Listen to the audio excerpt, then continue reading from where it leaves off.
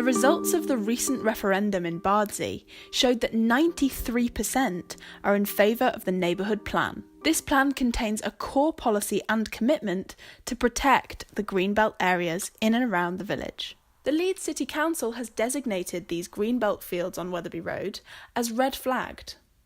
This means that the council has recognised that this area is not to be used for development.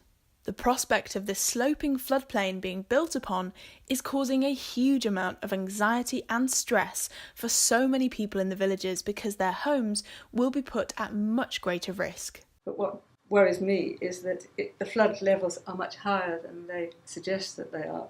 But it floods right up to our gate. Yes, I've collected these photographs over the years. You can see how the water comes right up. I mean, I'm sorry for the people who will be in those buildings, because they'll be flooded, surely. Well, it's a real concern because at the moment that is greenbelt and it's floodplain and it absorbs the water that protects the neighbourhood, so when it rains hard it floods. I don't think that Leeds City Council have the correct data as to how much it floods, and I think it's irresponsible to even entertain laying thousands of tonnes of concrete and water tanks and things that will displace the groundwater and make matters worse for everyone.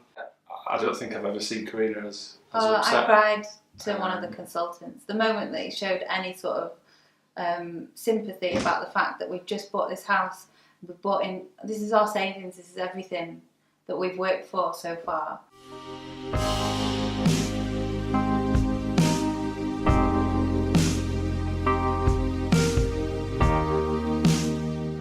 I'm a geographer by background, so I do understand the way that different catchment systems work and so on.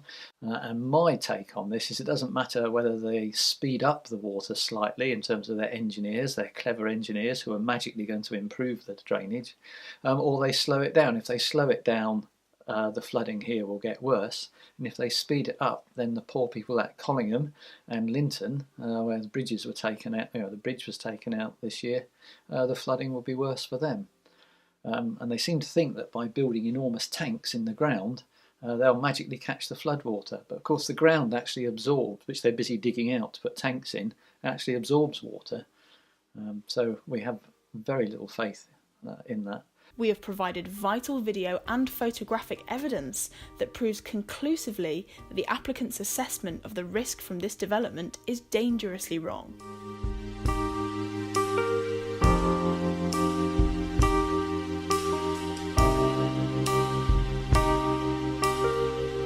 Whatever the proposals are, no one here has confidence that any engineering solution is going to mitigate flooding. And it's too big a risk for the thousands of people around here that would be affected.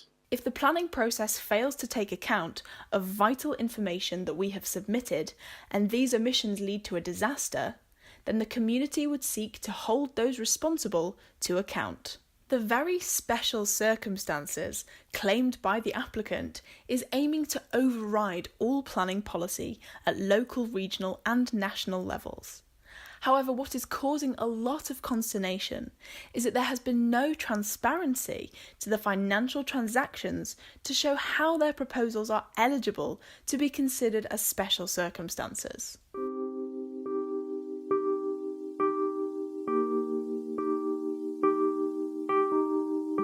This lack of transparency and resistance to provide satisfactory responses to our concerns about flooding totally undermine our faith in the power of our elected representatives to uphold their principles.